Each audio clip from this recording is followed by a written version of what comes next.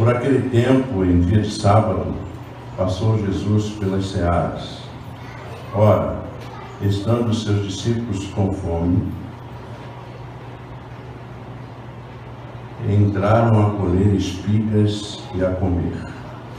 Os fariseus, porém, vendo isso, disseram: eis que os teus discípulos fazem o que não é lícito fazer em um dia de sábado. Mas Jesus lhes disse: não lestes o que fez Davi quando ele e seus companheiros tiveram fome, como entrou na casa de Deus e comeram os pães da proposição, os quais não lhes era lícito comer, nem a ele, nem aos que com ele estavam, mas exclusivamente aos sacerdotes? Ou não lestes na lei que, aos sábados, os sacerdotes no templo violam o sábado e ficam sem culpa? Pois eu vos digo, aqui está quem é maior que o templo. Mas se vós soubesseis o que significa misericórdia quero e não holocaustos, não teríeis condenado inocentes. Porque o Filho do Homem é Senhor do sábado. Tendo Jesus partido dali, entrou na sinagoga deles. Achava-se ali um homem que tinha uma das mãos ressequidas. E eles, então, com o intuito de acusá-lo, perguntaram a Jesus: é lícito curar no sábado? Ao que lhes respondeu: qual dentre de vós será o homem que, tendo uma ovelha e num sábado esta cair numa cova, não fará todo esforço tirando-a dali?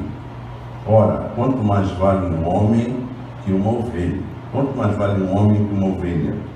Logo, é lícito aos sábados fazer o bem. Então disse ao homem: estende a mão. Estendeu-a, e ela ficou sã como a outra. Retirando-se, porém, os fariseus conspiraram contra ele sobre como lhe tirariam a vida. Senhor, nós estamos diante da Tua palavra e pedimos que o Senhor já esteja trabalhando, Deus, humildemente nos corações dos Teus servos. Obrigado, Deus querido, pela liberdade que temos nessa nação de falarmos da Tua palavra e de cultuarmos o Teu nome. Guarda, Senhor Deus, a cada um que aqui está e cada um, Deus, que há de ouvir essa reflexão para a honra e glória Tua. Nós oramos em Jesus. Amém. Eu estava lendo esse texto e não consegui sair dele durante toda a semana. E olha que eu tentei diversas vezes procurar um outro texto, mas ele me inquietou bastante e, de certa forma, me desafiou a pensar nele. E à medida que ia lendo, geralmente tem esse hábito de ler em várias versões e também de fazer uma pesquisa um pouco acurada, eu ficava cada vez mais fascinado com o texto, mas ao mesmo tempo eu fiquei pensando na igreja evangélica, sobretudo a igreja evangélica no Brasil, e comecei a pensar também que muitas vezes nós temos dois tipos de pessoas que fazem parte, às vezes, das nossas comunidades. Uma pessoa que vive a vida com leveza e a outra que vive a vida, vou chamar assim, com certa dureza. Os discípulos aqui viviam a vida com uma certa leveza, porque eles estavam com Jesus. É bom demais saber que com Jesus, apesar das lutas, nós podemos ter uma vida leve, interiormente tranquila. Eles eram tanto assim que eles puderam olhar com fome, é claro, olhar com fome eles estavam, olharam aquelas espigas de milho, pegaram, colheram e começaram a comê-las. É interessante porque eles eram judeus, eles entendiam muito bem o que estavam fazendo ali, colhendo aquelas espigas e comendo aquelas espigas. Porque existia uma espécie de Torá oral, que os fariseus e saduceus criaram, e essa Torá, essa lei oral, tinha cerca de 39 proibições para o trabalho. Dentre essas 39 proibições para o trabalho, tinha a proibição de não colher e debulhar. Então eles estavam sabendo o que estavam fazendo ali naquele momento. Só que interessante que eles tinham, obviamente, fome. A necessidade humana era muito mais valorizada. E Jesus Cristo por Jesus. E é interessante que Jesus Cristo é esse que sabe das nossas necessidades profundas e se preocupa muitas vezes com aquelas necessidades mais básicas. Nossa, Jesus Cristo está atento. E Jesus Cristo estava atento à necessidade destes homens que simplesmente romperam uma lei porque estavam com essa necessidade de comer. Obviamente, aqui a gente tem um encontro com aqueles que viviam a vida com dureza, presas no legalismo. Isso que às vezes a gente percebe. E muitas pessoas, com muita tristeza, pessoas que vivem submetidas às leis e normas e regras e vivem uma vida dura, difícil, pesada, porque não conseguem cumprir todas as regras e quando caem em uma delas ficam com sentimentos de culpa. E é interessante que Jesus Cristo começa então a conversar com esses homens que se aproximam dele e diz: é lícito, não é lícito fazer o que eles estão fazendo. Eles não podiam colher e comer de forma alguma. Jesus Cristo também, como judeu, também tinha conhecimento dessa lei oral. Mas é interessante que existia essa lei oral, mas existia uma Torá escrita, uma outra lei que era superior a esta lei. E nesta lei superior, as pessoas eram mais valorizadas. As pessoas o preceito maior era o amor pelas pessoas. Jesus Cristo, então, começa a conversar com aqueles homens que já tinham esquecido, por causa do seu legalismo, das Escrituras. Já não estavam mais preocupados em seguir as Escrituras, mas estavam mais preocupados em seguir as suas próprias leis. E Jesus Cristo faz assim: olha, vocês não estão lembrados do que aconteceu com Davi e seus companheiros, quando eles estavam com fome? Quando Davi, lá em 1 Samuel, capítulo 21, versículo 1 a 6, você pode ver isso. Ele chegou na casa de Deus e viu os pães sobre a mesa. Os sacerdotes colocavam os pães, eram 12 pães, cada um representando uma tribo, e esses sacerdotes deixavam esse pão até o outro sábado. Era de sábado a sábado. Pode ficar tranquilo que o pão da ceia não foi deixado aqui domingo passado. Nós compramos. Mas eles deixavam de sábado a sábado. E no outro sábado, esse homem substituía esses pães. E ele então comia um dos pães. Somente os sacerdotes podiam comer o pão da presença, o pão da proposição, dependendo da sua tradução. Era este pão que era colocado no altar, no tabernáculo. Davi, com seus companheiros, comeu. E Jesus Cristo ainda fala: você não percebe que os sacerdotes quebram a lei do sábado? Porque os sacerdotes têm que trabalhar arrumando a mesa, eles fazem isso de sábado em sábado. Então eles também quebram, dizendo que o serviço estava acima dessa lei, desse legalismo do sábado.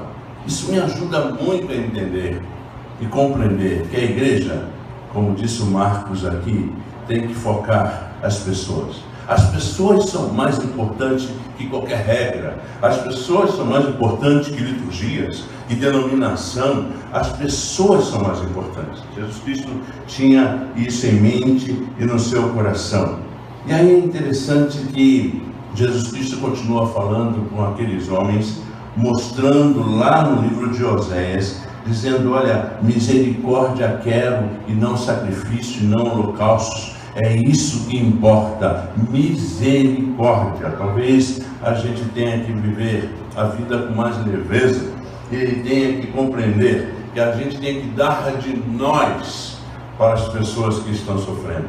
Essa nossa ida lá naquela unidade que o Marcos falou, me fez pensar muito, profundamente, o quanto que no lugar que não tem nenhuma igreja, aliás tem uma lá, não é? Uma igreja de uma outra religião, né, que está fechada, porque as pessoas não compreenderam esse versículo: misericórdia quero e não sacrifício.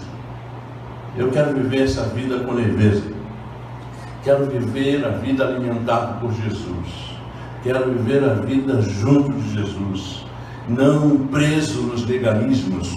Eu não estou dizendo com isso que eu não vá ter compromisso com as coisas de Deus, com a obra dele, mas eu farei isso com muita alegria no meu coração, livre, porque eu fui amado primeiro pelo sangue do Cordeiro, Jesus que morreu na cruz por mim. Jesus Cristo morrendo na cruz por nós, nos deu essa compreensão de que quando a gente está com fome, a gente pode buscar nele a esperança e ter vida leve e tranquila, porque ele é Senhor, ele é dono de todas as coisas, ele é Senhor do sábado, e não somente Senhor do sábado, ele é o próprio sábado. E é interessante essa ideia do sábado, porque era mesmo essa ideia de que Deus descansou, não que Deus tenha descansado de trabalhar, não é? Mas Deus viu que tudo era muito bom. Tudo era muito bom, toda a criação dele era muito boa. E então traz esse preceito para nós, de que ele seria o descanso em Jesus Cristo. Quando Jesus Cristo vem, o reino se estabelece na terra. E Jesus Cristo está dizendo aqui: não há necessidade de vocês guardarem o sábado como uma lei, há necessidade de vocês mergulharem em mim, guardarem a mim como lugar de descanso. Quem tem uma vida leve tem Jesus como descanso. O texto continua: Jesus Cristo se encontra com um homem que tinha uma das mãos atrofiada. E mais uma vez outros fariseus, outros legalistas se aproximam dele e dizem: mas vamos fazer um teste com ele. E eles perguntam: é lícito curar no sábado? E aí Jesus Cristo conta uma história que já tinha uma resposta lógica. Aliás, Jesus Cristo usava muito o processo de maiêutica. Ele sempre respondia perguntando.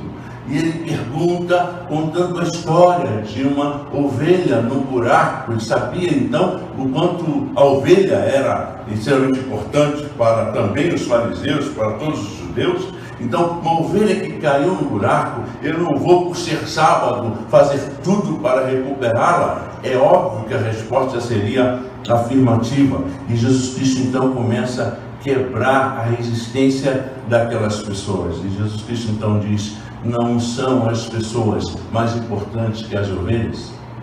Às vezes, irmãos, os nossos legalismos fazem com que nós diminuamos o valor das pessoas.